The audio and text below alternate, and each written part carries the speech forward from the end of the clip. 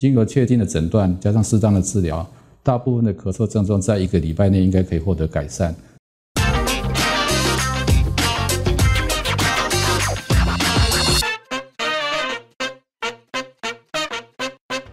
大家好，我是长安医院胸腔科周志和医师，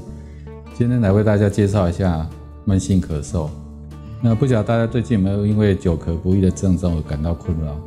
那自从去年秋天以来，我们胸腔科门诊因为民众来看慢性咳嗽的患者有显著增加的一个现象。那首先，什么叫做慢性咳嗽？主要就是我们的咳嗽症状如果持续3个礼拜以上的话，我们就称为慢性咳嗽。那引起慢性咳嗽的原因很多，咳嗽是我们呼吸道一个保护的一个机转之一。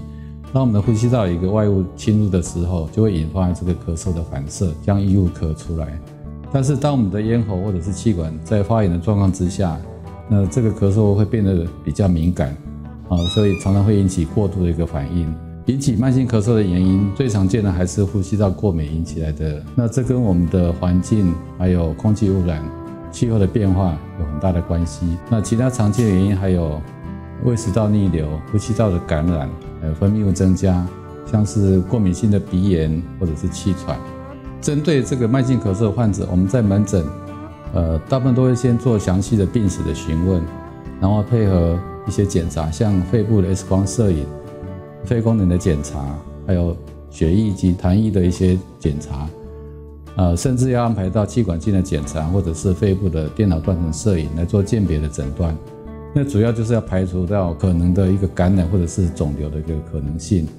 那其他的话就是根据他的病症来给予适当的药物治疗。那目的是在缓和我们呼吸道发炎的一个状况，降低呼吸道的过敏，那甚至协助他痰液的排除。必要的时候会给他吸入性的气管扩张剂或者是类固醇来做合并的治疗。一般而言，经由确定的诊断加上适当的治疗，大部分的咳嗽症状在1个礼拜内应该可以获得改善，才能够恢复我们的健康还有正常的生活。